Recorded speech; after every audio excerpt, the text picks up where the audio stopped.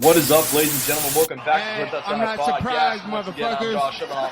Welcome back to one man of the hour, too sweet to the south. It is Ortega. We got a lot of stuff to talk about this week. It is UFC 290 5-week, ladies and gentlemen, going down this week in Salt Lake City. We got a bunch of news as well as UFC 1 to go over. As always, you're brought to you by two fantastic sponsors of the show, Rogue Energy and ELYXR. Rogue Energy, keep me fueled up, keep me going throughout my day, keep me hitting the gym, and it can keep you ready with code Soundoff for 10% off. However, ELYXR.com, code Soundoff as well for 10% off all their HHG, Delta 8, Delta 9 products. They've got it all over there. They'll keep you calm. And look, man, I mean, both sponsors are going to have the link down below if you guys want to go ahead and check them out. And again, code Soundoff for both, 10% off. Angel. Last Saturday night from the O2 Arena in London, England, Tommy Aspinall, man, he took a year off. He had to recover after the knee injury. Plays almost a year to the day. He returns to his home country, and he gets a first-round knockout win. Angel, what do you think about Tommy Aspinall returning in style? This is what he had to do after being gone for almost exactly a year and then back right where it happened. It was perfect. And look, this is what I probably expected. And I said it, man. Marcin Tybura has reached a level at times and it's capped off. It's just simple as it is. He's good. He'll beat everybody else, everybody who's unranked. He'll find a lot of success. Obviously, Sergey Spivak has aged very, very well. But outside of that, man, no incredibly notable win as far as ranked guys. I mean, I guess at one point in time, our boy Andrei Arlovski, but not these days, sadly. That was back in 2017. Yeah. But if you look at his history, man, I mean, Tom Aspinall lost, Alexander Volkov lost, and Romanov, now that we've known that he was going through personal stuff, you know, he kind of has an asterisk by it, but not really because he still got the win. Look, Ivanov obviously out the door. Walt Harris, you know the story there. Greg Hardy no longer in the UFC. Ben Rothwell old. But to give credit back to Tom Aspinall to kind of wrap it back, fuck, he looked great, man. Right where we left off. This is exactly where you want. It's almost like he never left.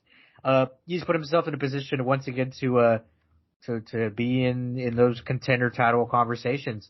I think the big conversation that was coming out of this though, Josh, was okay, Tom Aspinall's back. Mm-hmm. Where do we go from here? What's the correct move? We have Sergey Pavlovich, we have Cyril Gane, and oh my God, is it Spivak going down in France, right? Mm-hmm. Yeah. In a few months. We know John's going to fight Stipe. Is Tom going to fight the winner of Jones-Stipe, or is he going to get the winner of Gane-Spivak? I really do think, no matter what, Josh, the right answer is not Jones or Stipe. I think, for me, it's actually either, I think it's probably fighting the winner of Solo Gane-Sergey Spivak. Or, here soon we have Jailton Almeida versus Curtis Blades. I can see potentially the winner of that also getting a fight there. If not, also once again in that conversation with those names. Either way, all of those guys are intermixed. They'll all end up fighting each other at some point unless John retires post Stipe fight if he does win.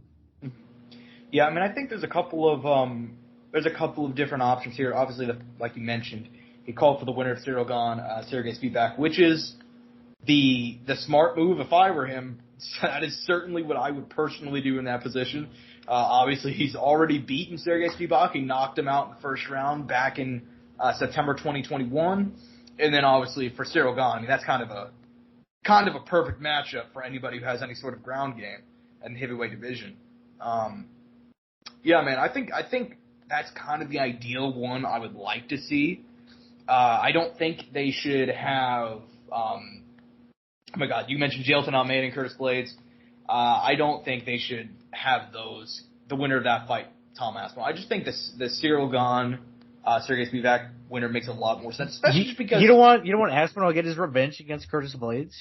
I mean, I think that fight will happen down the line anyway. After Curtis Blades obliterated his leg without effort. No, I'm just kidding. Dude, Curtis Blades was so powerful in that fight that his sheer magnetic force of entering the cage blew out. Where's the PFL Smart Cage to let us know about? that force field he had around him, right? Yeah, this is the time where the PFL Smart Cage needs to fucking swoop in and just tell us, like, hey, Curtis Blades, this is why that happened, you know? You actually don't know this, but Curtis Blades is part of the X-Men. That's why you didn't have to touch him. He's actually the first mutant on the UFC roster. Granted, well, you can make an argument for what's his name, Francis or TRT Vitor. They were also a part of the. Well, I guess they were part of the Super Serial program back in the military back in the day. But fuck that, dude. Francis Ngannou was like Magneto, dude. Like it's just. Is it Magneto, dude? That dude was what's his name? The one who runs through walls and shit. Juggernaut. Oh shit! Yeah, that makes more sense. Yeah, but anyways, off comic books, Angel. we can't. For the last time, I told you we can't start the show talking about comic books. You know, but Well, shit, dude. If I can start talking about the show about cock, then I can at least start talking about comic books. Jokes aside, man. I think the Tommy Aspinall versus Cyril Gonzalez feedback makes more sense just because I think they view him highly, and I think they also know that like. He's got that fire behind him right now. He's got a nation behind him, and also like there's times where like that'll happen, and you can kind of like see that the UFC knows that like the fans from that place may be behind him, but they're not sure about their talent level. We kind of saw that we're seeing that with Patty right now, where they're trying to figure out like, okay, is he the real deal? And Molly, Well, we know Molly isn't, but like we know Tom Aspinall is the real deal. You know what I mean? He's the real deal Holyfield. So I think for him to be in a potential title eliminator fight next makes a lot of sense. Also, just because I mentioned it last week, like just something, it was like, you can kind of tell sometimes, like Dana will just like, he won't say stuff directly, but you can see by the way he'll speak about a certain guy how highly they view him and how highly. He gets excited. You see the excitement in his face. You can, yeah, that's the way to put it. He gets a little extra red, you know? Yeah, and he went ahead and said, he was asked about Tom Aspinall, like, in an interview within the last like week or two, and he was like, yeah, I mean, like, could you imagine? Well, let me rephrase. He wasn't asked about Tom Aspinall. He was asked about the heavyweight division, and he's like, yeah, I mean, we got Stipe Jones coming up, and then if Jones decides to stay around, could you imagine Jones versus Tom Aspinall in England? It's like, oh, okay, so you're not even thinking about anybody. So, yeah, I mean, I think they want Tom Aspinall to win. They know how big of a draw he is, and I think, I mean, he's already beaten Spivak, and he's already, he's already taken, not taken down, excuse me. He'd be in a very prime position to take down Cyril Gane in a possible fight. So, but one thing I do want to go ahead and say or ask you about is they went ahead and he's had the back and forth with John Jones, man. What's your excitement level for that potential fight? Because admittedly, I was somebody who thought John was totally going to retire after the Stipe fight. Now I'm not entirely sure. He's shown interest in the Tom Aspinall fight lately. I mean, dude, the thing is, if John wins, I mean, he can't. I feel like. Look, it hurts to say, right? As a fucking DJ diehard. Granted, though, I do think as far as like a mixed martial artist, I do think DJ's the greatest of all time in that regard as like skill. You know what I mean? Like he had the ground game, he had the jiu-jitsu, he had the wrestling, he had the stand up, he had the IQ, he had this, you know, he had the confidence, he had the finishing style. You know, he knew how to win fights. But I mean, for John, dude, I mean, if he keeps it going, like to be honest, he's gonna get pretty undeniable, even with of all, you know, John's fuck ups along the road, right? Mm-hmm. Like, you'll almost be able to not fully look past his mistakes, but also be like, okay, he came back from it, you know? And maybe he's doing better, especially if he keeps it going the way he is now. Like, it's gonna look a little bit, you know, we always say this, man, you wanna be, undeniable. Mm-hmm. And he's getting there. So, and you could argue he's there already. Because look, at this moment in time, you could, and even if he does beat Stipe, there'll be some, there's some merit, you know, there's certain things you can nitpick at it. Well, he fought Cyril Gane, who's a guy who hasn't been fighting in MMA that long. You know, he didn't have a super established ground game or wrestling game, and he got somebody in the first round from a guy who was off for like 3 years. Now he's gonna fight a guy who's 40-something years old, hasn't fought in almost 2. You know what I mean? Like there's always gonna be things you can nitpick at in this heavyweight run. But if he sticks around and he fights a guy like Tom Aspinall, his heavyweight resume, I think, doesn't get picked at so much anymore. Or if he beats a guy like Jonathan Almeida coming up potentially, or you know what I mean? Like someone else in the heavyweight picture. Like if he sticks around and he takes out these names, it's like, oh shit, John Jones really was that 101 in MMA. And he's getting there potentially here soon. And yeah, and I will say this, Bassi, if you ask me if I'm excited about that fight, I will only be excited for it extremely if it's in England / somewhere in Europe. If it's an MSG, if it's in Vegas, if it's in Texas. Dude, Josh, it could be in Raider State. It could be in Raider Stadium, and I wouldn't be excited. I wouldn't be as excited for it because I would want the English fans. Interesting. Yeah, I mean, let me go and say it. Like, ideally, I would love it for there to go ahead and have that fight go down to the UK or some point, like anywhere. I mean, it'd still be epic if it was MSG. Don't get me wrong. Like, but at the same, like, I also don't.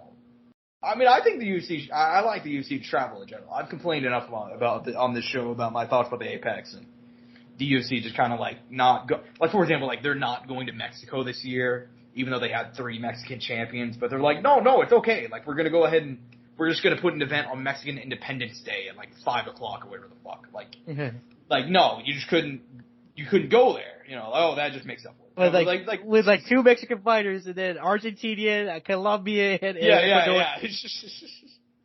Yeah, just ridiculous. But yeah, I think the UFC needs to travel more in general. So yeah, like I like that idea, but I don't think there's. I don't know. I don't want to say never, but I'm still questioning if the fight will happen. I hope it does though, because Tom Aspinall, man, like, admittedly, I was not as high on him as a lot of other people were for the majority of his run so far, but like, he's got me. I'm hooked. I want to see what he does next. Because like Marcin Tybura he's not a top 5 guy, but basically nobody's ran through Marcin Tybura in that way, like in his entire UFC career. So. No, but like I said, the thing is about him, we've seen his level, and it's kind of sad, right? Because he's stuck. He's been around this long. He's on the older end too, right? He's in his late 30s. He finally got some wins together, but it's like once he hits that top level guy, there's a drop off, and it's evident. For sure, man. For sure. But nonetheless, I think we should go ahead and move on to the co-main event. Not a whole lot to say here. Julia Stoliarenko pulling off the upset win in the first round. Ends up taking down Molly Buchanan. Ends up being like a really quick fight. Got the back, went for the armbar. Molly was defending and proceeded to throw herself right into a perfect position for Stoliarenko to finish the armbar, man. Ends up getting the sub win inside of 2 minutes.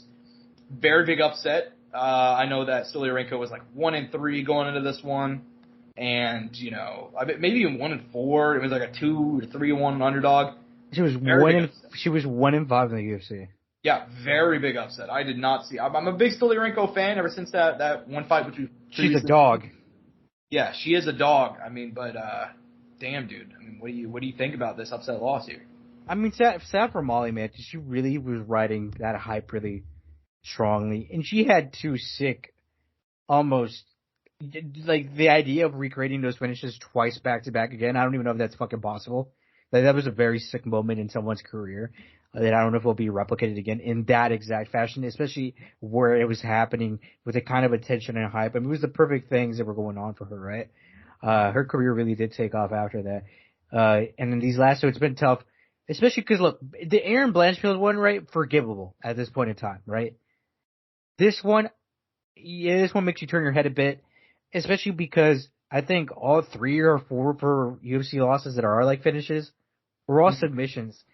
And when you're at this level at MMA and you've been submitted this amount of times back to back and went to a significantly lower level opponent than the other, there's a big deficiency in your game and it needs to be addressed. Obviously easier said than done.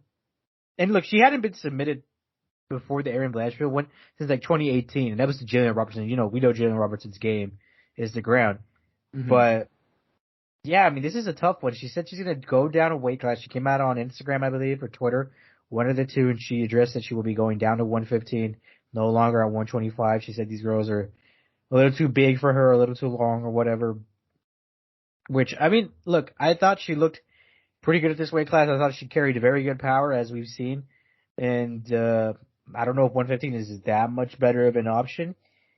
But, I mean, she just got to get in the lab and figure out this issue, man, because to lose twice in a row via submission like that, and especially to two people who are in, like, and it's not because they don't have those ground capabilities.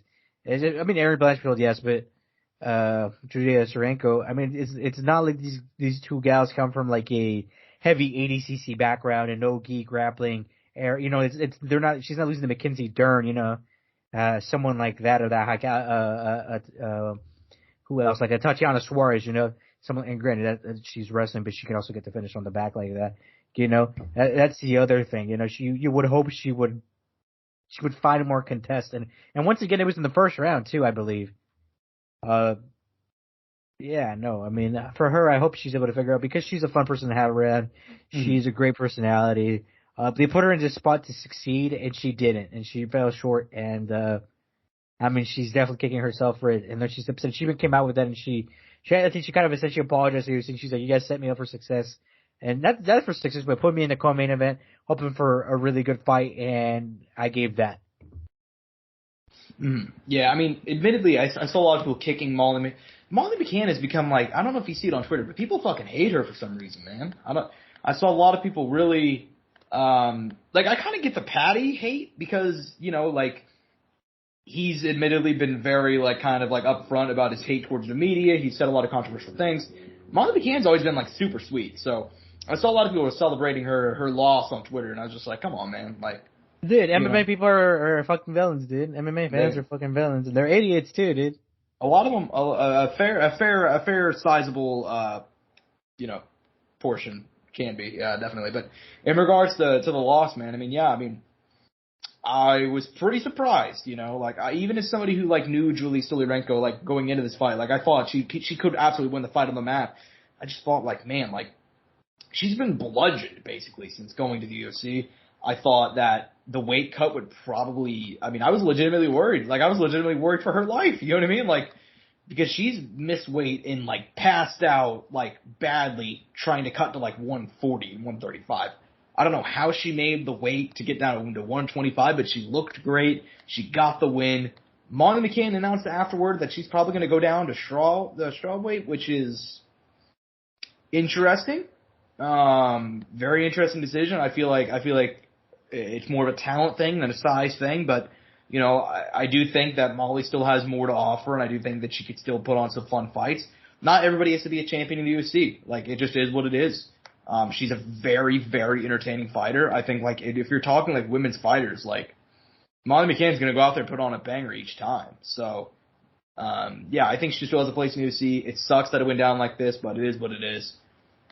She'll be back, and likely in London. So, you know, rest of the card, man. There were a couple of big wins, a couple of big performances. Which ones do you most want to talk about coming out of UFC London? And we gotta talk about fight of the night, man. Nathaniel Wood, Andre Fili. Sad one for Andre Fili, right? Always a guy who comes out and gives it his all.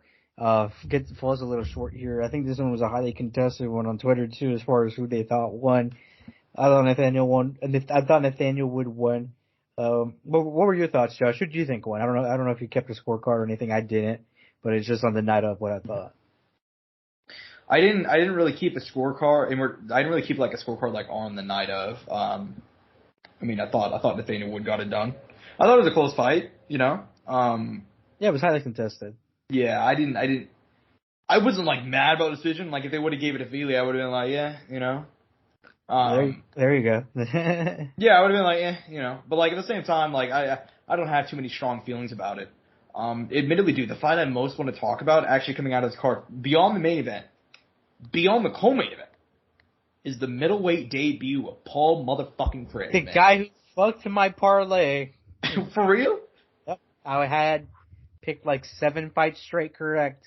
Damn, that's heartbreaking. But I mean, Andre Muniz loses the position because he fucking decides to drive his head into Paul Craig's face, and they get stood up. Oh, dude, don't even get me wrong. It is what it is, man. Paul Craig won fair and square, so it's not like there was some bullshit. Credit to him. I'm happy for him. All jokes aside, I'm being a little sour because of my parlay, but in the end, it was like I didn't know how this was gonna go. And look, Josh, to be blatantly honest, he's still gonna have a lot of issues at 185. Oh yeah.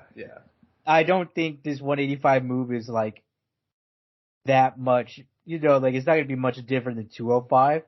Granted, you know, 185 has its issues with, you know, not having a lot of new faces in. Luckily we have him now, and he went straight into the rankings. But if you look at the rankings now, at 185, you're telling me Paul Craig's gonna go through a guy like Nazarene Imamov or Roman Dolidze or Paulo, you know what I mean? Sean Strickland. Yeah. Marvin Vittori. Like, it's tough. Jack Hermanson and him could be a fun fight.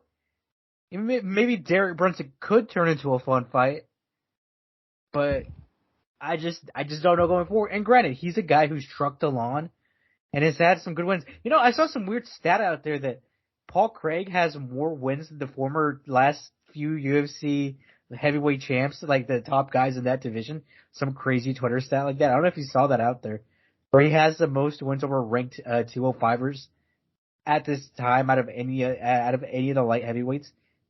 I was really surprised to see that. I was like, wow, okay, that's typical to Paul Craig. Yeah, I mean, I did not know that. I mean, he has a win over former light heavyweight champion Jamal Hill, dude. I mean, he's a, you know what I mean?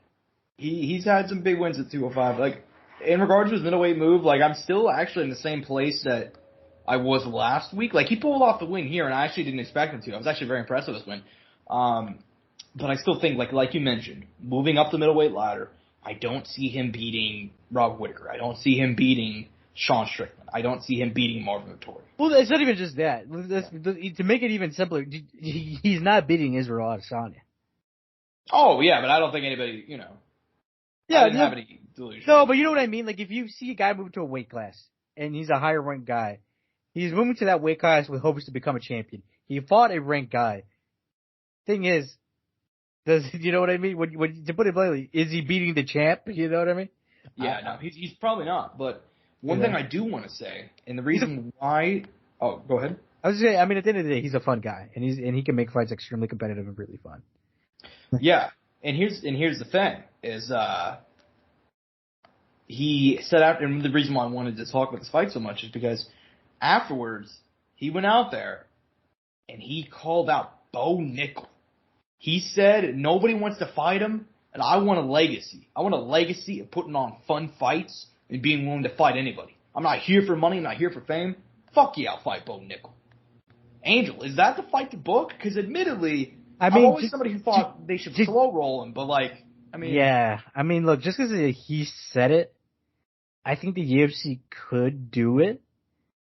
I don't know if it's necessarily the right direction because, and look, it could end up working out for Bo. The one thing about jiu-jitsu guys is there's certain submissions wrestling guys have issues with and struggled with. As someone who's spoken to a few guys who've rolled with guys who do wrestle, they can catch them in certain things. And I'm sure Bo at this point has probably caught on to those things potentially.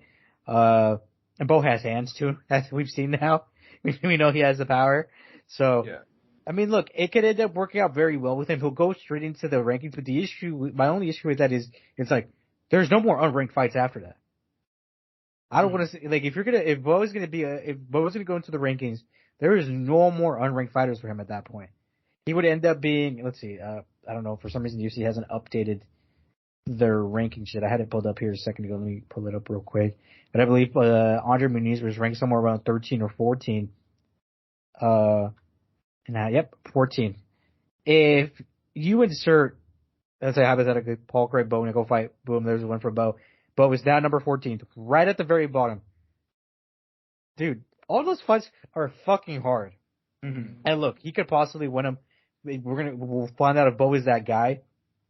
But it's just, I want to see him have that time, man. I think he could have another one or two fights with guys who aren't ranked, who are very hyper competitive. Like I said, I call out guys like Gregory Rodriguez, Rodolfo Vieira, who's a heavy jiu-jitsu guy, like, who I know has now taken a look at 205, I believe, or I think I did at one point. But, the rankings don't have to come there, but I think, like I said, if you do want to give him that opportunity at a ranked guy, Paul Craig does seem like a pretty good option. But I just, like I've been campaigning for it. This guy's so young. He has a decade left in the sport. Why do we need to accelerate the process? Yeah, you're not entirely wrong. And also we should have mentioned that Bo Nickel said after his most recent win, he said that he's going to take off a year. By the way, how do you feel about that? We didn't address that after he announced that. Incredibly stupid. Yeah, I'm very upset because it was the complete opposite of what I said he should do. I'm like, he should be ready at all times. He should stay in shape and potentially be ready for a short notice fight because I think he needs to have cage time. Because, dude, no matter what, he doesn't have the cage IQ yet. You know what I mean? He doesn't have that all developed. And he can potentially have that fight IQ, but he hasn't been in every situation, hasn't been in every scenario. And there's going to be a time where, and we've seen certain things where he's made mistakes and hasn't like kind of taken a little bit to get to the finish in his first fight. And that's all stuff that can be worked on, and it just takes time. But like I'm telling you, dude, what's going to happen today that he doesn't get his first takedown? What's going to happen today where he doesn't tag the guy initially, or the guy isn't hesitant for him, and he's coming forward, and he's not the nail, or he's not the hammer, and he becomes the nail, you know? Yeah. And look, yeah, man, it's possible that he's just that good, and he's never in that scenario.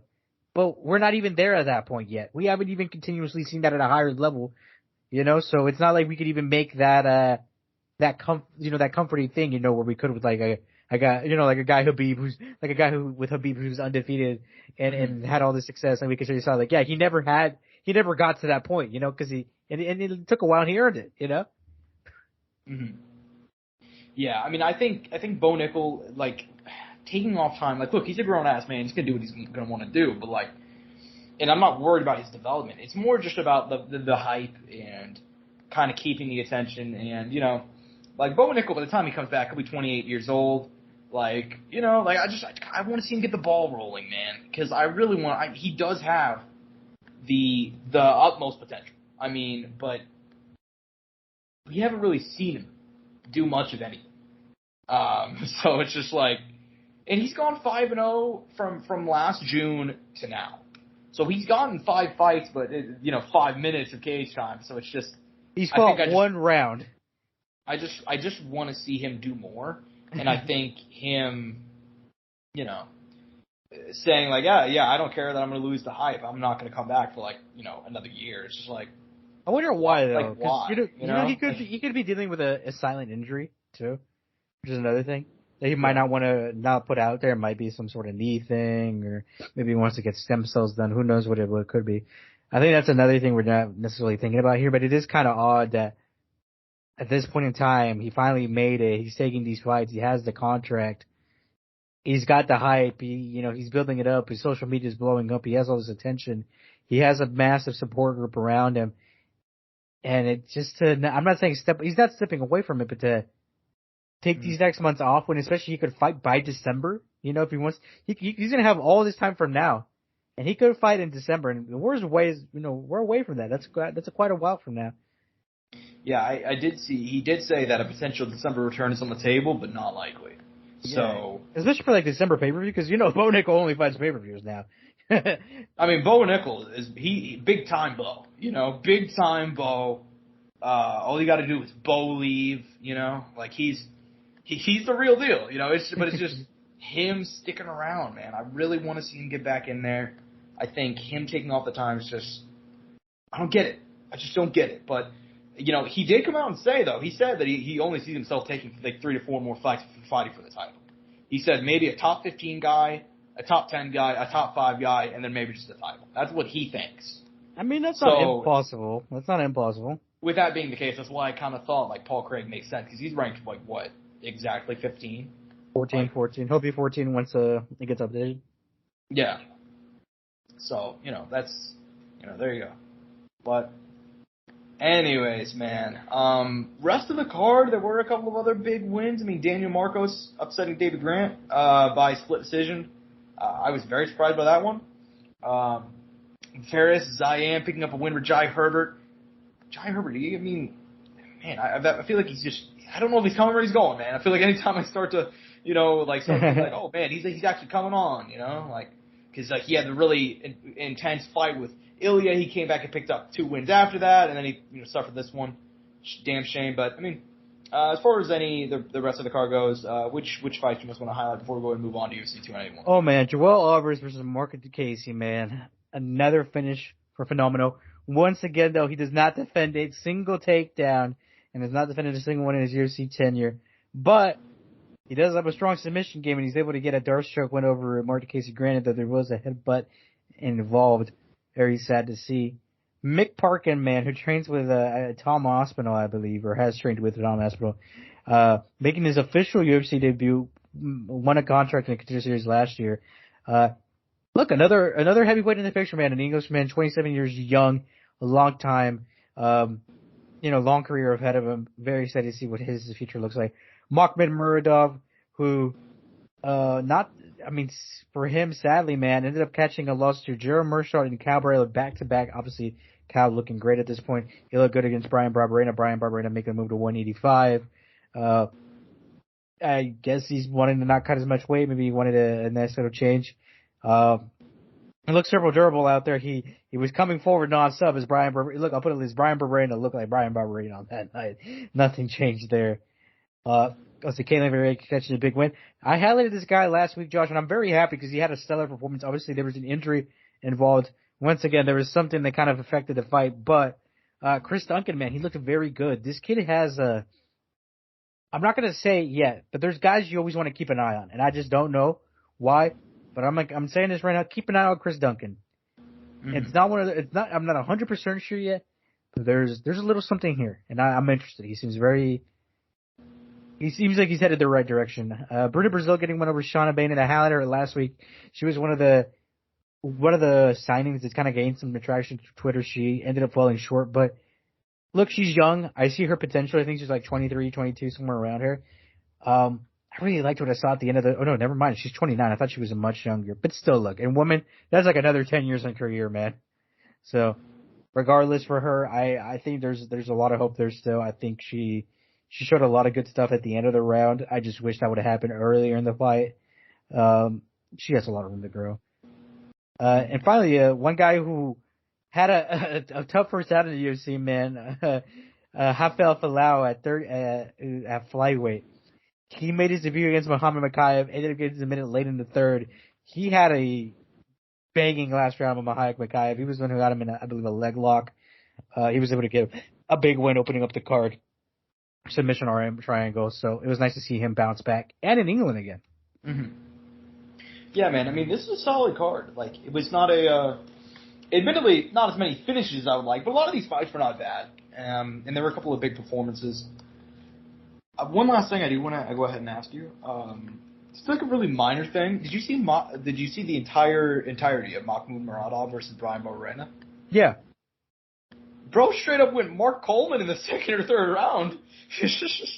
Mahmoud, do you remember that fucking headbutt, dude? I do remember there being a headbutt. Yes, I just can't remember. Yeah, on the mat. I wonder if you could find it on Twitter. It's just like, you guys would look that up. Like, not even trying to hide it. Now, granted, they didn't take a point because, referee, you get one. You get one headbutt, one eye poke, one dick. It was when he was on the ground and he just like went straight into him. I think what he was trying to do was he was trying to get.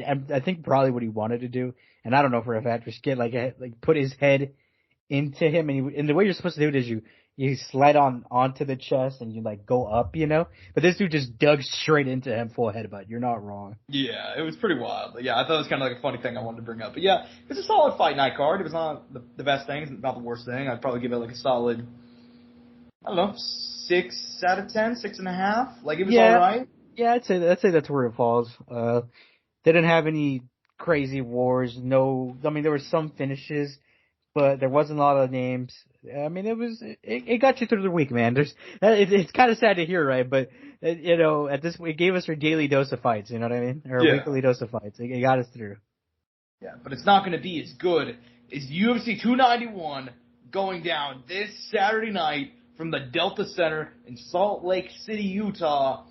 My man, we got one of the most stacked cards of the year. The UFC has just turned July into Christmas, basically. I mean, you had UFC 290. Is great. We can't complain. I'm happy. Oh my god, I'm thrilled, dude. I mean, we had UFC 290, all-time card. I mean, we said on the show, it was a top 5, maybe all-timer. I mean, it was absurd. But now, you got UFC 291, and just that main card is incredible. We'll preview the entire thing, and even the prelims are nice, but we got to start off with the main event. The rematch for BMF Gold. Back, all the way back, Angel. All the way back in 2018. April 2018, these two fought in Glendale, Arizona. Dustin Poirier got the knockout win. 5 years later, they're going to run it back in Utah with the BMF title on the line. What do you think, man? I mean, I think regardless, everybody knows this fight's not really I don't want to say it's not important, but everybody knows that, look, man, we're coming to see two dudes go out there and fucking swing, you know? These guys are going to take years off their life one more time. Pretty much, yeah. What do you think about it, man? Jeez, I mean, I'm so excited, man. This fight had to happen again. I had been campaigning. I've been campaigning for it for a while. And look, no disrespect to these guys. They fell short of the title twice, which is heartbreaking because they are so good and so high level. And for me, I thought Dustin was going to become champion at one point. Didn't end up happening. And I seemingly thought he could have at one point. And fuck, man, even in the Khabib fight, dude, seeing that interview with Joe and him mention like I almost had it, and then I just didn't lock it up. It's just it's a very sad what if moment to see because like, could you imagine that if Dustin would have been the one to dethrone Khabib and in a submission like that too? I mean, crazy. I forgot about that, man. He was really close. Like Khabib's talked about it. He was like, yeah, like he got me, you know, like he had me there, but I got out. You know? But you know, I'm fucking Khabib, so it didn't even fucking matter. But it didn't matter, you know. Fuck, dude. I mean, for me, look, I've always thought Dustin for a long time was the uncrowned king of 155. Little did I know the uncrowned king of 155 was Charles fucking Oliveira. Just gotta do wrongs. But I still think Dustin is still like right up there. I mean, he's probably like, look, he's one of those guys who at 155 never became champion, but all time list, he's like right fucking there, dude. Like right fucking there. And sad that it never happened. And, look, I'm just gonna get straight into it. I mean, I'm picking him to win the fight. I think Dustin overall is a better fighter than Justin. Justin doesn't ever show his grappling game. And trust me, I don't think this fight's gonna go around at any point with these two guys, and they're gonna stand up the whole time. But even then, Dustin has good kicks as we've seen with Conor. Justin also has good kicks, and he's willing to throw them right after. He's willing to throw them as he's throwing a combination. He's a dog, but he's also taking a lot of damage. And so Dustin has taken a lot of that, or just.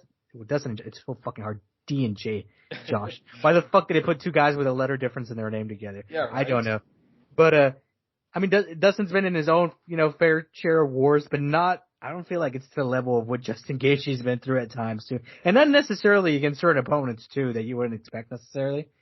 So, that's always a worrisome, because I feel like one thing I do worry about with Justin is I don't know whenever it's going to go. You know what I mean? Yeah. And I feel like that's not too far removed either. Cause I mean, when we look at, he got knocked out by Charles. He got choked out by Khabib. He had a war with Dustin already. And he had a war with Chandler. Like, there's a lot of damage in there, man. And I get this is a fight game. I get it's MMA, but I just wonder, like, when it's gonna catch up. And I don't know if it's now, but for me, I'm going to pick Dustin Poirier. I'm picking the diamond. Yeah, man. Yeah, I mean, I'm on the same page, man. I really am. I'm going to take Dustin Poirier. I really do think. I went back and did you rewatch the first fight, actually, out of curiosity? It's been a while. I really should have done it. But if I remember right, Justin was winning the fight, right? And then Dustin came on late. Or was there an injury? It was more like the opposite of that. Or was it the opposite? Dustin was in control for the majority of the fight. Justin landed some big shots and had like a really good third round, and then the fourth round he got finished. So it was basically like he had like a couple moments of success, but ended up getting knocked out. I think that's probably going to be the same like thing here. I think he's going to have some success, no doubt about it, Justin Gaethje. But I still think whenever you have got like Dustin Poirier, man, that motherfucker is so clean in there, man. Like, and he's durable too. That's the other thing we got to talk about. Oh yeah. You're not going to put him out of there. It's not going to happen. Yeah. What was the last time Dustin got flatlined? It was Michael Johnson back in like 2016. Yeah, like you look at Dustin's fight, like that's wild to think, right? Yeah, for real. Yeah, I mean it's pretty crazy to think about, but yeah, I mean I think when you have guys like Dustin Poirier, just in general, like I think when you put him in a fight like this where it's going to be chaos, he thrives. And I'm not saying Justin Gaethje doesn't, but he puts himself into the chaos because he likes, you know what I mean? Dustin Poirier doesn't like the chaos, but he'll stay in there, and he's going to find pockets to find clean shots. Justin Gaethje likes the chaos. He likes to make things dirty. But even Dustin Poirier, he gets himself in those fights, but he always remains a level head. He does not get too overbearing, you know what I mean?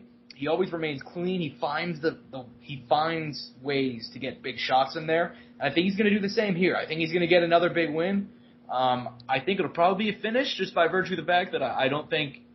It's 5 rounds, right? They're not going to see They're not going to see the 5th round, and if they do, holy fuck, it's going to be a war. Yeah, I mean, he went ahead and fucking. Dustin Poirier, I saw him talk about it. He was like, yeah, I mean, this fight's going to end in a finish because if we don't, we'll be laughing at the hospital with one another because that's where we'll both be going, But, by the way, Justin already talked about this, I believe, his last fight. And he said there's not much time left. If Justin Gaethje loses here, do you think he retires in the cage that night? No. Really? You think he'll fight one more and then he'll go? I think Justin Gaethje's not a guy who, he said he's already said, like, this is his last run, but I think even then if he loses this fight, he'll probably want to come back for one more. Want to leave on a win, right? He probably. Want to loss.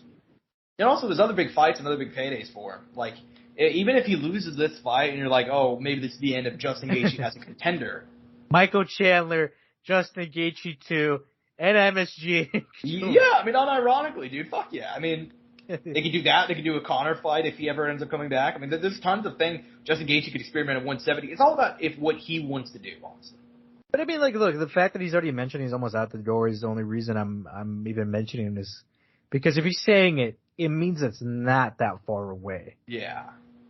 It's just how far away is it? Is it this soon? Like, will it happen after this? Now, granted, I think if he wins, I think there's going to be a conversation change for sure.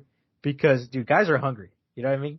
Fighters love to fight. Fighters love that adrenaline they get. You know what I mean? And I think if he gets one here, he'll be like, for one, he'd be getting over a guy he lost to, and he'd be making starting this run again towards the title.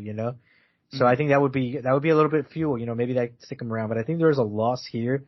I think I'm telling you, man. I think it won't be. It could be soon, or you don't be surprised if it's on that night. I'm not saying it's gonna happen. If I call this though, holy fuck, I'm a genius. Yeah, right. Yeah, I mean, I'm so excited for this fight, man. I'm very, very excited for it. Like I said, I'm taking Dustin Poirier to pull out the win, but I think it's going to be a good fight nonetheless, and Justin Gaethje could absolutely pull it out. That being said, dude, co-main event is another incredible fight. It's not a title fight. Rumors was that it was going to be, ended up not being the case unless they, changed something this week.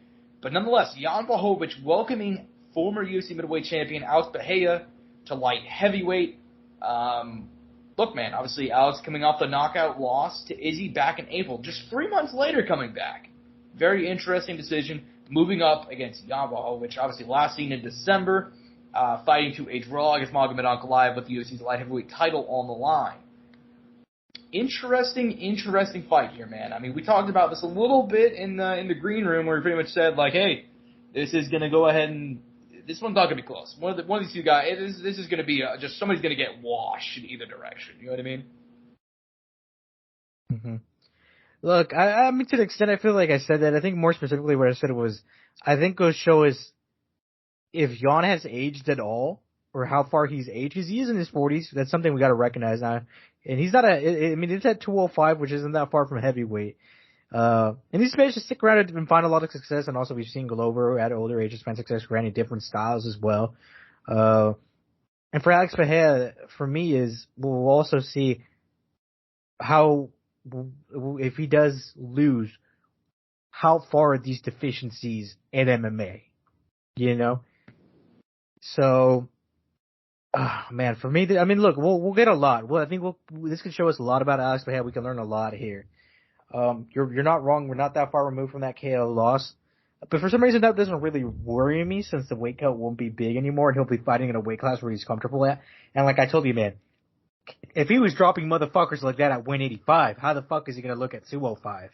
Is he going to put a fucking dent in these guys' heads now? Some Cyborg Santos type shit? Like, that's a little worrisome, man. Like, we're going to have to fucking scam brains after this shit. Yeah. For me, though, I wonder how much reminiscent this could potentially look to the Izzy-Jan fight. Once again, though, Izzy didn't gain weight for that fight, and Bahia's going to be coming in bigger than that, and he's working with our favorite coach, Coach Glover now. Shout out Coach Glover, who has had extreme faith in him. Is super excited each time I see him on Embedded or interviews. You can tell he's excited about Alex and seeing Alex's success, which makes me really happy to see because he believes in him. And Glover's a very happy and honest human being, so I genuinely believe what he's saying is true, and what he believes is true. It's not a fucking lie. It's not an illusion to his friend. So I think I do think there will be a lot of success here in some at times, even if it doesn't go his way. But dude, I got a weird feeling, man. I think we're gonna get Alex Mejia win. God damn it! I don't know why, shit. But I think we're gonna get a new face in 205. Josh, I'm calling it now. Hey man, well hey, I mean, I would not be surprised. I would not be surprised if Alex Mejia pulls it out. But I think Jan's just gonna go out there and Izzy him again. You know, like I think he's gonna go not knock him out. I mean, like he's gonna do his strategy that he had when we fought Israel Adesanya, who was coming out from middleweight. Not that I necessarily think that, like, you know, Jan's already said that, like, hey, I'll trade while on the feet with him. I'll do it for a while, you know. But he said he wants to make it a striking battle. I don't know how much I genuinely believe that. If I'm being honest, I don't believe it at all. I think he's probably going to end up taking him down because Jan Blachowicz is not a stupid guy. I think he's probably going to go out there and take him down relatively early. And, I mean, look, man. I mean, we've seen Alex Mejia only on the mat a couple of different times, and he's never looked great. And that's not trying to be mean. It's just that's the reality of being a kickboxer for your entire career. And you're coming over to MMA in your mid-30s. You're just not as good of a wrestler and not as good on the mat as a lot of these guys that have been doing this for a long, long time. So I think I'm going to take Jan Blachowicz to go out there and get the win. Would I be surprised if Alex Mejia catches him? No. And that's kind of what it meant whenever we were talking earlier before the show. Like, I think either it's going to be an Alex that just one punch puts him out, you know, big knockout, or it's going to be Jan just going out there and wrestling him and just bludgeoning him on the mat. So, that's what I think. Anyways, man, I think, you know, in terms of the rest of this card, we just got to move one down, man. Welterweights, Stephen Wonderboy Thompson, who has been out of action since a December win over Kevin Holland. That was a big one. It was an important one for him. Snapped a 2-fight losing streak. Kind of kept him in title contention. Still 40 years young, taking on the rising Michel Pereira, the Brazilian, 29 years old, who's won 5 fights in a row inside the UFC octagon. Last defeated Santiago Ponzinibbio in May. Biggest test for him. We've always thought he's a really entertaining guy, and now he's finally his time to break into title contention. What do you think about this fight, man? I love the matchup. For one, I love it. I mean, it's exactly what I want. Another thing that makes me happy is he's already out at Utah. He said he wanted to come out 2 weeks out because they'll be fighting at Elevation, which is a big thing for me because we've seen some deficiencies in the cardio. And look, I'm going to get into it again. I got Michel Pereira in this one. I think he's getting it together. I think he's maturing. He's training with the right guys. He has an awesome group behind him. I think this is a fight to make. Mm-hmm. Yeah, I mean, I agree. It's a perfect fight. It is a fight to make. I disagree, though. I think Stephen Wonderboy Thompson is going to go out there and pick up the win. That is if that one fight was not an anomaly. By that I mean his win over Kevin Holland, where it kind of turned back the clock. Turned back the clock that night in December. I think if he can do that again here, or at least like just keep the fight on the feet, because I don't think he's going to get caught by Michel Pereira. And I mean, on the ground, I think Michel Pereira could have some sort of advantage just because he's so fucking massive. But you know, let's see. Nonetheless, I do think Wonderboy's going to go and get the win here. That being said, there is a bunch of other entertaining fights. This one was originally set to open up the main card. They've since moved it up. Interesting decision there. The return of Tony Ferguson, El Cucuy. I need El Cucuy. I'm going to be honest. I need El Cucuy to go out there and get a win. I need it. You know, I've had a couple of rough months. I know he's had a rough couple of years. Me and Tony both need this one. You know what I mean? And he's back. I mean, riding a 5-fight losing streak. Last lost to Nate Diaz in September. Taking on King Bobby Green. I'm glad they're giving him a veteran. You know, 36 years old. been in the UFC for, a decade, similar to Tony. Been around for a long time, coming off a no contest with Jared Gordon in April. I mean, Bobby Green, winless in his last 3 fights, taking on Tony Ferguson, who's winless in his last 5 fights.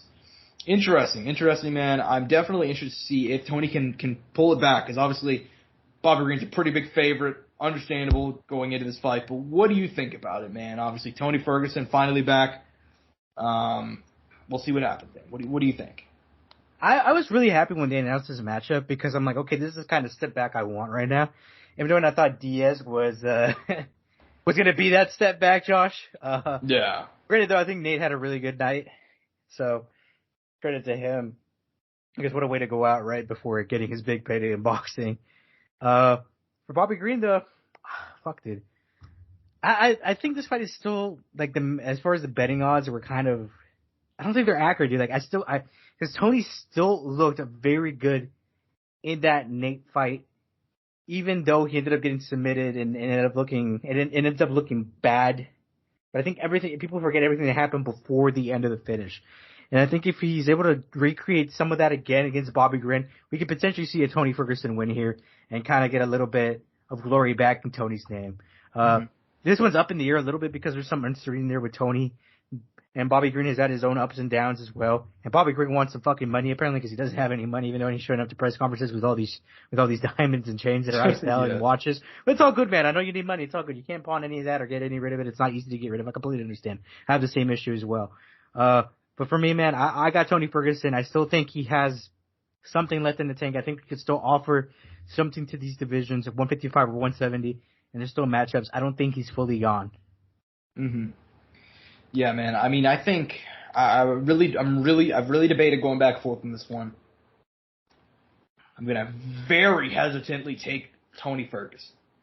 Very hesitant. Who can blame you though? Who can fucking blame you? I respect the honesty. Yeah, I mean, I think just because these are both two guys who are, I don't want to say washed because that feels mean, but they're both in the twilight of their careers. I mean, obviously everybody's saying Bobby Green. Like, I'm seeing a lot of people saying like, oh, Bobby Green can go out there and kill him, but like, Bobby's running a 3-fight winless streak too. You know what I mean? It's not like he's been killing it recently.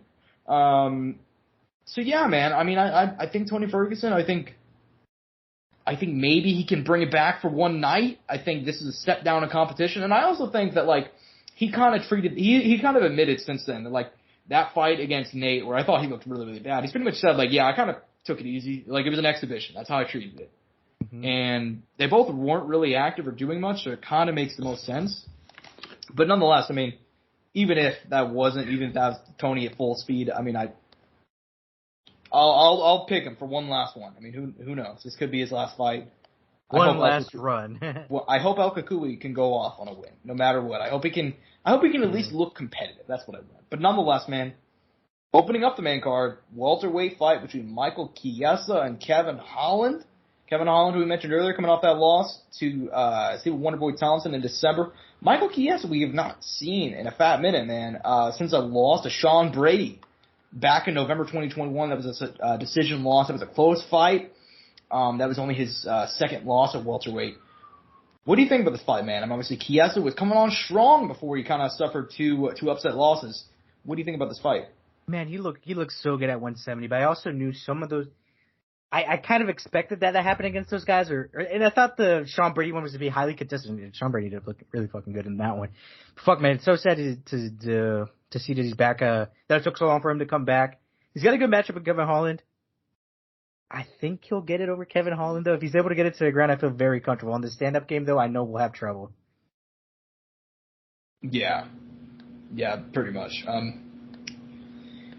This is another fight where I'm pretty conflicted about it, man. I think on the feet, Kevin Holland is gonna have a lot of success, but I also think on the mat, like, I'm gonna go Kevin Holland, man. I'm gonna go take Kevin Holland. I think Chiesa. I'm a big fan of Michael Chiesa. I've always been a big Chiesa fan, but I think he's been out of action for almost 2 years now. I didn't really like what I saw in his most recent couple of outings. Not that Kevin Holland looked like a world beater in his last 2 fights, but he still, had a couple of fights where he's fought recently, and Chiesa almost 2 years out of the cage. I'm going to go and take Kevin Holland.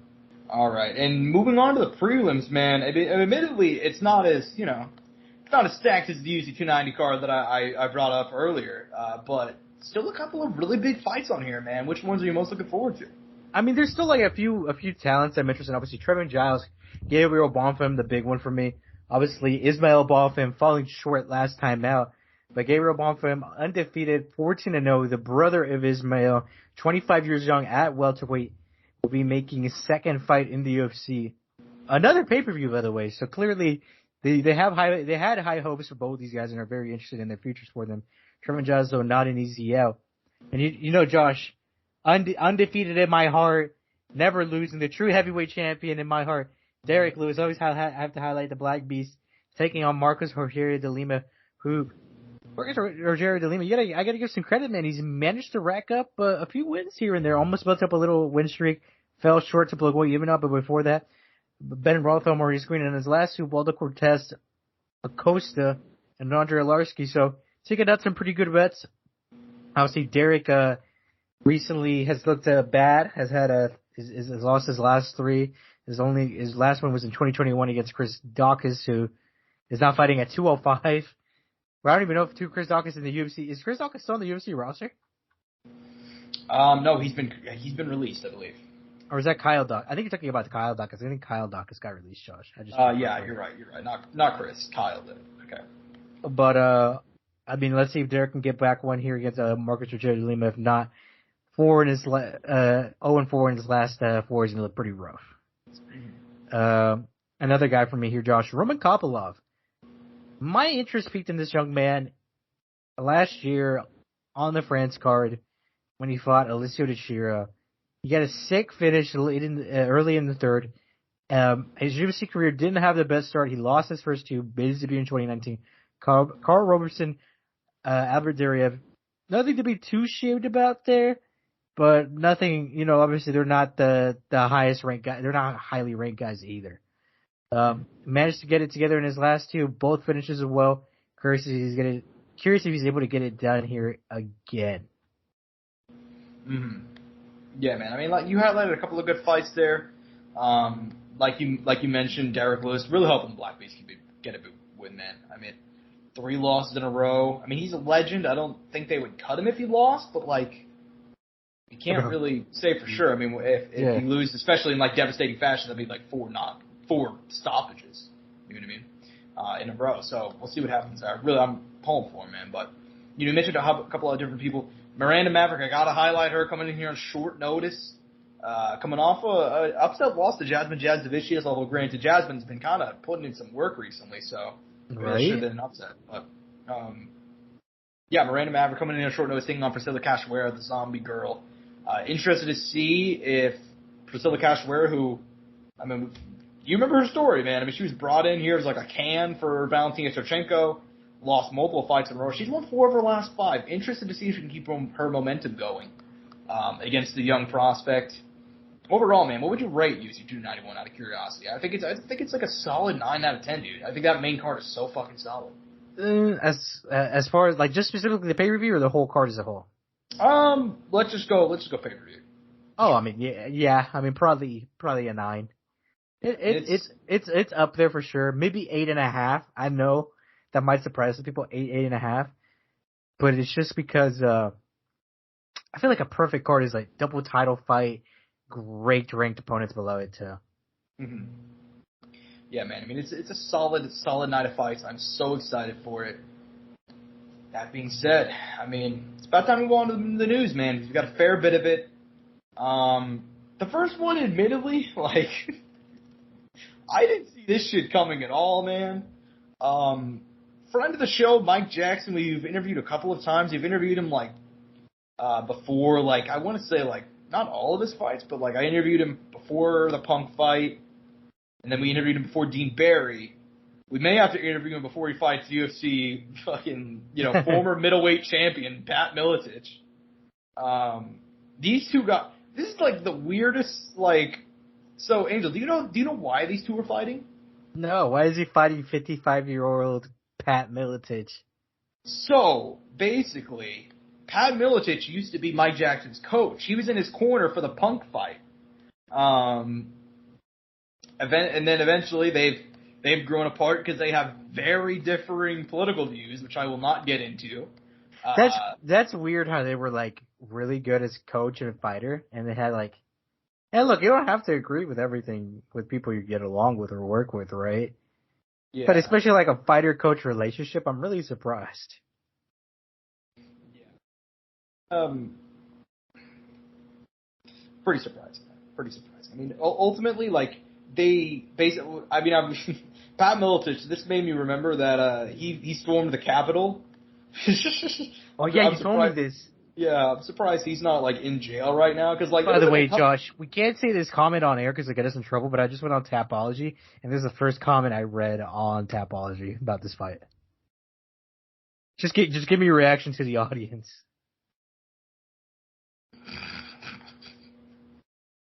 I know, right? I know. Jesus Christ. I mean, by the way, people hate that man. I'm telling you, people hate that man. But hey, I mean, this is. Let me just say, by the way, people, if you want to know what we're talking about, just go on Tapology, look up Mike Jackson, click the fight itself, like right under confirmed bout, Cage Aggression 36.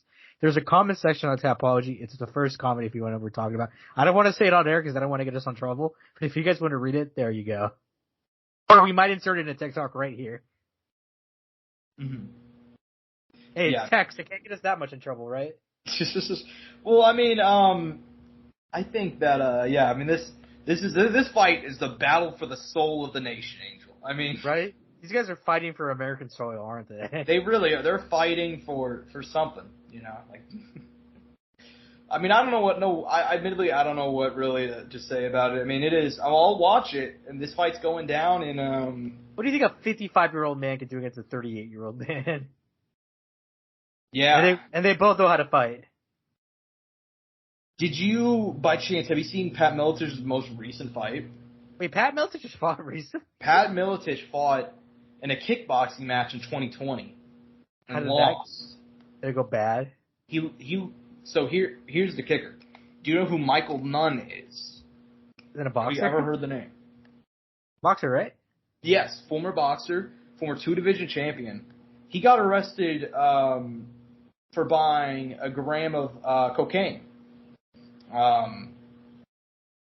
And they sent him to prison for how many years? I'm looking on his wiki. I don't want to get it wrong, but he was in prison for quite a long time. Like he was in that's fucking. Dude, what a terrible system. He was in prison for 15 years for buying a kilogram of cocaine back in 2002. By the way, I'm like letting this settle in, and I'm still like, what the fuck? Just this story has layers, dude. Nobody talked about this when it happened. So Michael Nunn got out of prison in 2019, and then I guess he needed money or something. So at 58, he signed up for a kickboxing match with Pat Miletich, and you'd think Pat Miletich, who was 8 years younger and actually knew how to kick, would win. No, it's just very easily lost the decision. So yeah, I mean, dude, if Mike Jackson might have the weirdest resume of all time if he goes out there and beats Pat Miletich. Could you imagine? Yeah, we will see, man. We will see. Jesus fight, Christ. just in case October 14th, that's the date. October 14th in Davenport, Iowa. Angel, you want to make the road trip to? Jesus. I would never in a million years. But yeah, I'll definitely try to find this. I'm very fucking curious to see how it goes. It's Caged Aggression is the name of the promotion. Bad Blood Part 2. Yes, Bad Blood is the name. So yeah, it's 55-year-old Pat Miletich coming out of retirement to fight former UFC veteran Mike Jackson. What a story, dude. Crazy. Anyways, man, bit of a sad news. Sad news day. Tyson Nam, who we always give a shout out to because he's one of the few flyweights left that are both very entertaining and also has a bit of a name. He suffered a split decision loss to, I believe, undefeated, 17-0 Azamet Masakam. Suffered that loss earlier this month, and they've now cut him. Just weird. Yeah, man. I think this is a fucking terrible decision. What do you think, man? No, I'm on the same boat as you. He was it's like he was uncompetitive in that fight anyways. He made the fight, it went to a split decision, like you said, right? Yeah. Yeah, man. He went to the split decision. Neither one. No, they dropped the ball on this one, dude. They really did. They really fucked up on this one. They're so disappointing. So disappointing, dude. Mm-hmm. Tyson Nam is still one of the, I still think, like, he's so entertaining. And I think he put together a much better UFC run than he had any right to. I mean, it's easy to forget. He came in here and, he got signed to the UFC because they needed somebody to fight Sergio Pettis at bantamweight on, 6 days' notice or something. So we got the call in, 2019. And he carved out a hell of a run. I mean, he's old as shit for a flyweight. He's 39, so. And he was still kicking it, man. He looked pretty decent against a lot of these guys. He's still kicking ass out there, man. I think it's just terrible they cut him. I think that's one of the worst cuts they've made in a long time. Because he's still ranked, I believe. He was, ranked coming out of that loss. Granted, how highly ranked do you have to be at flyweight? I mean, yeah. I mean, you still only ranked 14th, 15th. But, if you have an entertaining guy with a name of flyweight in a division that people don't care about, it's just weird to cut him. Anyways, man, time to move on because Israel Adesanya called out Sean Strickland. We talked a lot about the Dricus fight.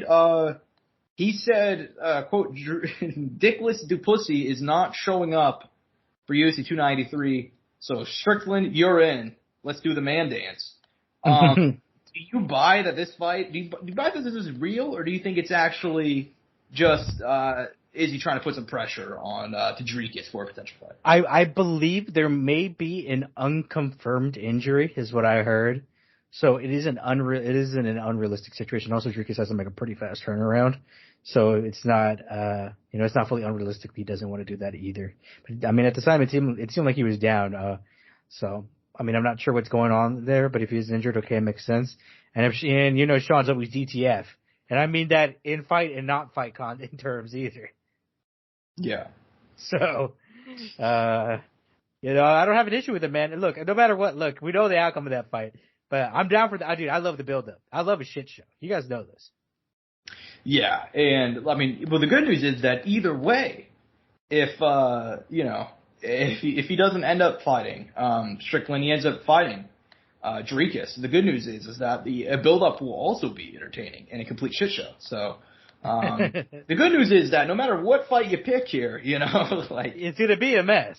It's gonna be a mess. Only fucking Robert Whittaker was the only thing preventing us from just fucking craziness, dude. Anyways, man. Admittedly, I think the Strickland fight is exciting. I think it's a much easier fight for Izzy than a potential Dricus one, because Dricus is so dangerous, especially earlier. But I'm happy for Strickland to potentially get a shot. That'd be fun. You get paid. Good for him, and I didn't include this in the rundown, actually, but since we're talking about Sean Strickland, did you see his back and forth with TikTok star Keith Lee? It's funny, before any of that drama went down, I heard him talk about it on his podcast, how he called Keith a racist or something like that. I don't know all the specifics of it, but yeah, he came in and I guess Sean was training and Keith was there, or he was training with Kevin, and I guess Keith approached Sean. Am I going in the right direction with this, Josh? According to Sean, essentially, Keith, they were all training, and I guess, Keith came up to him, and he said, Keith Lee was racist, so he started telling him that he was, fucking, black women or something, just, he said, yeah, I knew Keith Lee was racist, so I started saying some racist stuff to him, so it's just, I'm just bringing it up to see if, not because I want to have a whole conversation about it. I was just curious if you saw it, because I saw Keith Lee. Oh yeah, I've seen some of it. I saw you had a response. I haven't looked into it again. I was watching his second podcast episode where I think he addresses it. And I know he tried to wrangle Curtis into it to get on his side. And Curtis is I wasn't there, so I don't know the full situation, or I was there, but I didn't see what went down, whole deal, you know what I mean? It was a whole. Yeah. Yeah, it's a whole back and forth, man. I think the greatest thing to that podcast is really his co-host being Curtis, no joke. For sure. Curtis, I love me some Chris Curtis. I think Chris Curtis is the perfect guy for that. You don't give a fuck, dude. I think that's what makes it perfect. Yeah. Anyways, man, I do think that, it's about time to move on. One championship recently announced. Obviously, we're talking a lot about the PFL. They're coming in, they're trying to swing for the fences. They see that the UFC's in a little bit of a weak spot right now, potentially. They're throwing some haymakers. One championship has entered the field. Obviously, they've always been in Asia. They've always been around, but like it's a little bit they're different. You know what I mean? Like they're not even all on the same time, the same days. Earlier this year, they went to Colorado in May for their first ever event, smashing success. They're now going to be heading to America 4 times in 2024. The locations have not been announced as of now, but apparently it's just the beginning of what is supposed to be a big move to the States for one championship, since you try and get a foothold in the market here, man. What do you think, man? I think things are exciting right now in MMA, man. I think the UFC is in a bad place, but if you're a fan of MMA in general, it's never been better, you know. Like in terms of seeing, you know, like the evolution of PFL and one and so on and so forth. What do you kind of think about their schedule release? I mean, look, the one thing about one that I love is they got everything, man. They're really fun to watch. I think they need to get the eyes on them in the States and globally, man. And look, I'm sure they have great success in the Asian market. You see their Thailand shows doing well and giving opportunities to those Muay Thai fighters. But there needs to be a little bit more, and I think there's a potential for this to blow up. It's just it needs that push, you know what I mean? And I don't know what that is, and obviously they're having money issues and all that. But I think being in the U.S. and having shows in the U.S. could potentially be a good thing, and they could getting eyes here in the States could be an awesome thing. It's just what states are going to let them use their rules, and rule set is the other thing, right? Mm-hmm. Yeah, I mean, so from what I understand, like, Colorado, as of now, is the only one to adopt the one rule set. However, that being said, a big reason for that is because the UFC has targeted athletic commissions, and they've straight up told Colorado, they're like, hey, if you allow one championship to come here, we're not coming. You know what I mean? Which is kind of fucked that they put them in that position. Well, they're scumbags. I mean, it's not surprising. I mean, could you imagine if there was like some equivalent of this for the NFL or NBA, where it's like, we're not going to do away games here. Yeah, right. For X and Y reasons. You know what I mean? Yeah. They're like, we're not going to do away games here. It's just not going to happen. Like, that's almost what it sounds like, to an extent, right? It's what it sounds like. Yeah, I mean, I think it's just, you know, I think that the UFC is pretty terrible as an actual organization. But I will say there are probably going to be other states that will allow them. I don't have any actual inside information on this. I'd be willing to bet Kansas is probably on the list. Could you imagine? No, I mean, yeah. I feel like it'll be the states that allow bare knuckle that won't give a fuck. You know what I mean? That's possible, but a lot of the states that allow bare knuckle, they need money, so they probably wouldn't accept it. But like for the Kansas Athletic Commission, like they allow like open night tournaments, open scoring. They've been very accessible in terms of doing experimental stuff, and it's not like the UFC fucking comes here anyway, so it's like. Oh yeah, look, they said they'd come back though. Remember Dana said he'd come back. Oh well, but that's KCMO. I'm talking about Kansas strictly. Oh, so you think they do like a show in Wichita or some shit then? Yeah, or they do a show like a KCK. Like there's locations for them to do it. I'm just saying, like, because Kansas itself, this Kansas Athletic Commission, is very like accessible and willing. Yeah, you come on, dude. You're telling me they're not gonna do it in the T-Mobile Center? Come on. Yeah, right. Come on, Josh. You don't think they'll fill it up? You think they'll sell out a one championship show at T-Mobile Center? Goodness gracious, man. But yeah, anyways, man, I'm excited about this. Excited to see one championship kind of, you know, they're coming on, man. You know, we like to see. We want this. I want competition. I don't want to have to. You don't want a monopoly. I don't want a monopoly. That's what I don't want, because that's bad for everybody involved. But nonetheless, last topic of the day. It's something we actually have not talked about. It's actually like older news, but I'm surprised that nobody's. I'm not saying nobody, but like it's like flown under the radar a fair bit. Bryce Hall.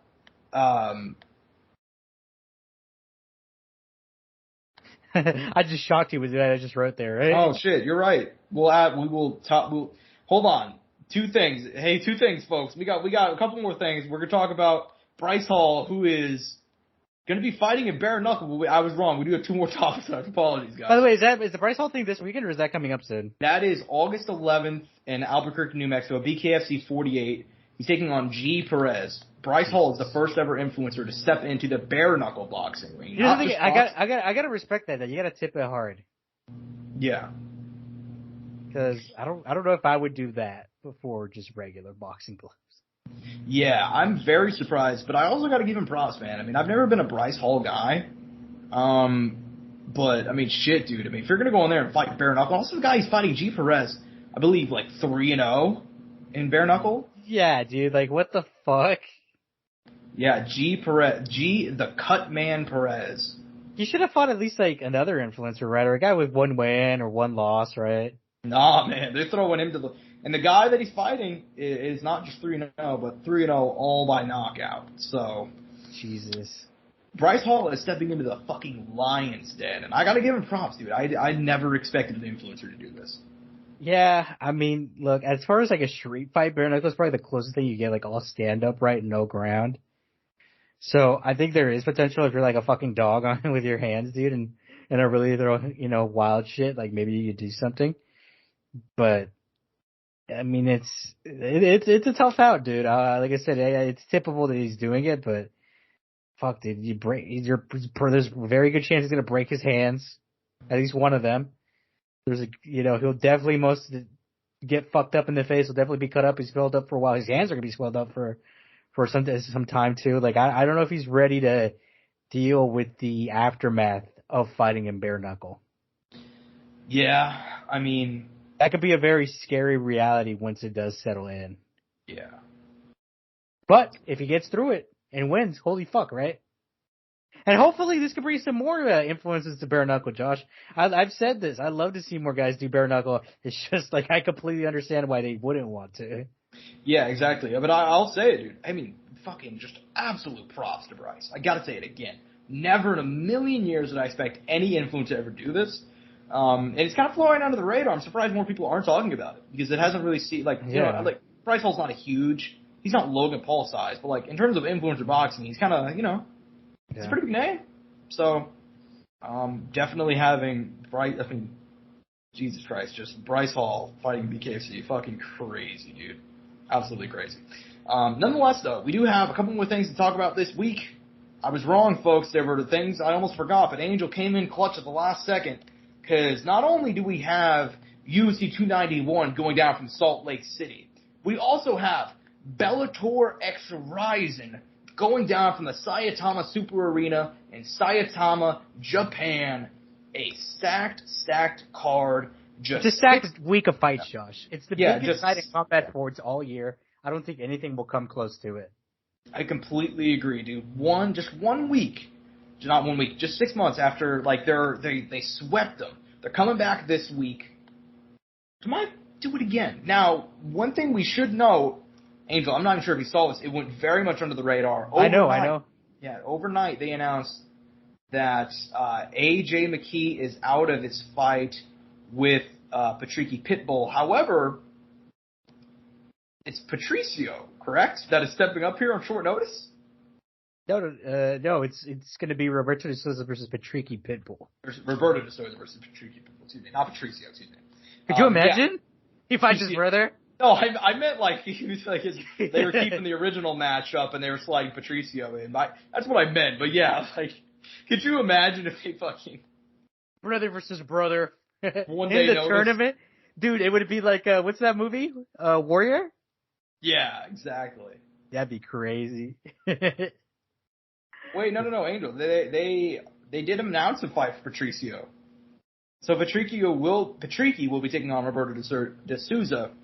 Patricio Pitbull will also taking on Chizuru Suzuki, which was added to the card this week. That's what they announced last night. So I was right. Patricio did get a fight, just not against his brother. So, anyways, what do you think? By the way, I don't know if you know this, but dude, looking at this card on Tapology, it's like all fucked because they have it like separated into like it's a whole. Yeah, on Wiki, same thing. It's pretty fucked. What do you think about this card, man? We don't have to really break into the matchups just because like they've all kind of been fucked up. But what do you think about it? I mean, dude, it's a banger. I mean, these shows in Japan are always like so fun. These guys always come out and try their heart out, and just the whole atmosphere of it is so fun. And there's titles on the line. I don't even know if you know this, but like Juan Archuleta's fighting for a title against Hiramosa Okubo, like on the Rising card. Mikuru Asakura is fighting some guy as well. Tafika Maesaiev's on the undercard as well. And I'm sure there's more fights that we probably don't know about because this card, it's so fucked up trying to look at this card. But as far as the Bellator side of it, like the Showtime side of it, Patricky Bivol, Roberto Sosa, yeah, it'll be fun, but we've seen Roberto Sosa's issues. Kyoji Horiguchi for the inaugural vacant bantamweight flyweight title in Bellator against Makoto Shinuru. Excited for that. And obviously, Kana Watanabe versus Vander Ortega, banger. And then obviously, the Italian gangster himself, Josh. We know we love him on the show. Danny Sabatella. Yeah. This is Magomed. Big time fight right there. Curious to see what Danny could do. And look, I mean, one of my favorite guys to watch ever in Bellator. Andre Korshkov versus Lorenz Larkin. I mean, it's an incredible night of fights. If you will be awake at the time, please go check that out. Please check it out. It's going to be super fun. I know I'll be watching it live and not be spending a stupid amount of money to try to get access to it again. Yeah, that's probably the wisest decision. But I mean, hey man, if you're a fight fan this weekend, like this upcoming weekend, like your wallet is fucked for what? Your wallet's fucked. You're going to Angel. We're going to the local Buffalo Wild Wings for this one. I'm so sad because I don't know how I'm gonna like watch all of this, and I really wish I do want to buy like one of the cards. I'm not gonna lie to you, just so I can like comfortably watch it, if you know what I'm saying, Josh. And I don't know which one it will be, but yeah, no. I mean, and going into the next one, Josh, I don't know if you have any more thoughts on Bellator Rising. Yeah, I'm just gonna go ahead and close it. I would say AJ is a big loss though. That's AJ is a huge loss, but this card is so good. I mean, Bellator's been killing it lately, man. I mean, they're trying to get a sale done, and they're putting out some big fights in the process. Oh, yeah. So, anyways, man, I mean, like we mentioned, though, like, if you're a fight fan this week, your wallet, it's fucked. I mean, you have Bellator MMA versus Ryzen going down. You have UFC 291 going down from Salt Lake City with Dustin Poirier and Justin Gaethje. You know what could save them some money? Our new sponsor of the show, No, I'm just kidding. Could you imagine? No, but I mean, you got the rematch between Justin Gaethje and Dustin Poirier, Bellator versus Ryzen, and you have one of the greatest boxing matches of the year. Errol Spence versus Terence Crawford is going down from Sin City, Las Vegas, this Saturday night. Showtime pay-per-view, undisputed welterweight title on the line, will crown the first undisputed welterweight champion in the 4-belt era, Angel. History in the making between Terence Crawford and Errol Spence. Give me your excitement level, dude. I could not be more anticipated for this fight. It's going to be an incredible one, man. That was so fucking hyped, dude, the way you built that up. Holy fuck. I'm pretty good at this shit. I'm pretty good. You had me rolling, bro. You had me cheesing. Holy fuck. Dude, I mean, look, if you've had any sort of interest in boxing in the last, I'd say 8 years, you've wanted this matchup. Probably, right? The last, right? Around that time, 6, 7, 5 years, whatever you want to say. Yeah. You've wanted this. And we're finally getting it after so long. I mean, Josh, we've been talking about this matchup since we started the podcast, right? Mm-hmm. Yeah. Probably. I mean, there's probably been some sort of conversation since way back when, at least between us privately, about this fight happening, and we're finally getting it. I mean, so much time after, and I mean, this is the cutoff for it, right? Like, Bud is 36, going on 37 soon. He's like right there. We'll see if he still is very well for his age, or if he's kind of slowed down a bit. Errol's had some stuff going on in his personal life as well, and he's on the younger side of it still. Let's see how good he'll look against Bud. And I feel like the other great thing about this matchup is, Josh, I don't think the people don't fall in between. You're either a Bud fan or you're either an Earl fan. Yeah, I'd say that's pretty accurate. And also, like, I saw that Mike Tyson was talking about this fight. Shut up, Mike. And I thought Mike put it, like, perfectly. He was like, this is a fight between, like, the master, just a master boxer, and a mean motherfucker. You know what I mean? That's what Mike said about this fight. And I thought, like, you know what? That's pretty accurate, man. That's pretty accurate. I think it's going to be a fire fight. This is going to be one for the ages. There are fights where, like, it's, like, built up for years and years and years. And, like, that the fight itself's not going to be able to match it. Like, Mayweather-Pacquiao was never going to be able to match the fight. I'm just saying. Like, especially when you find out, like, all this shit that was going on. Yeah, of course. Like, fights, but the thing is, like, that fight was built up for so long, it was never going to be able to live up to that. These guys are not like that. They're going to go out there and they're going to swing for the fences regardless of who is across the ring from them. And here's the best part, Angel, is that this is almost definitely not going to be the last time these two are going to fight. Like, there's a rematch clause on both sides of the deal.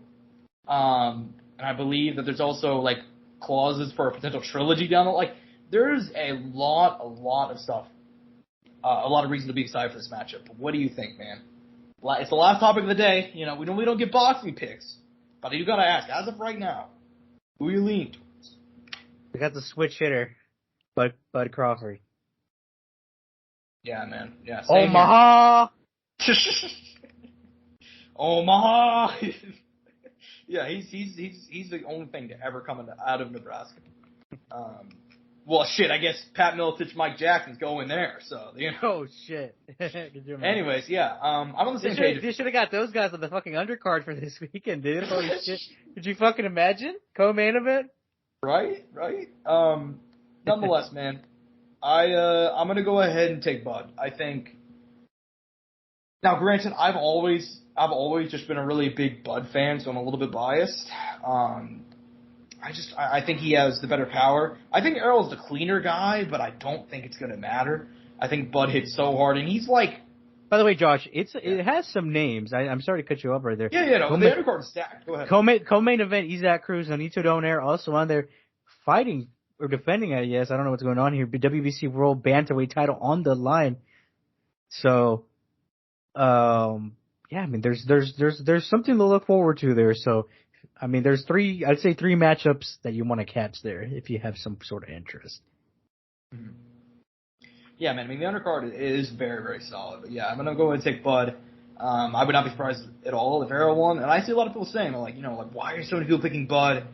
It's just like his resume's not as good. But like, look, dude, Bud Crawford is one of those guys that, like, his resume is admittedly not the greatest, but at the same time, the way that he's just demolished, like, just demolished him. Like, even a guy like Sean Porter, who is, like, just a dog, and had early success against Bud, eventually got broken down and knocked out in the 10th. You know what I mean? That's his only stoppage loss. So, I'm going to take Bud here. I think, like, his resume's not, I think this is the one. This is the one where, like, Bud, if he goes out there and wins this one, we're like, all right, he's a generational talent. So, anyways, man. Any closing thoughts before we go ahead and close out of the show, man? It was a big week. A lot of big fights. I mean, it's a little overwhelming, man. I can't wait to come back and talk about it next week. There'll be so much to watch. It's going to definitely be hard balancing everything.